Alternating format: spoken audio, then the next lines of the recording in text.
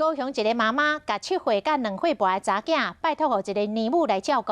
去接囡仔时阵，发现细汉查囝的面一大片的乌青。年母讲是去弄到门床角，但是大查囝讲，因为平板的电脑无电，免来吵闹，去互年母拍的。妈妈是气甲来报警，尾仔社会局查证，这个年母毋是合格托育员，若是确认伊无牌，将会重罚18000块。 他就用手打他，一直打。7岁姐姐讲着妹妹被拍的过程，来看这位家2岁半的查囡仔，伊规个倒面的喙皮规片拢乌青红肿，拍的就是看过因的年母。保姆讨厌人家哭，之前有打过。姐姐讲，因为平板电脑无电脑，妹妹一直还有在被拍。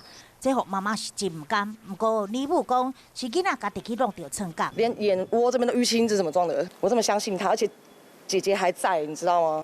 高雄这位张妈妈上班的时间，2个查囝交互5岁年母照顾，想袂到对方竟然动手拍囡仔，不过被指控5岁年母讲伊无动手。他那个照片也不知道在哪里拍的，是他在他家里拍的。跟你讲，我只是帮忙而已。呼吸都好好的，怎么会受伤？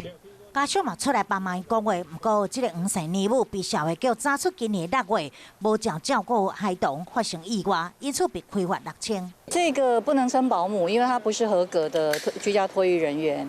目前社会局已经开始调查，但是确认这次是无照受托的，安尼重罚18000块。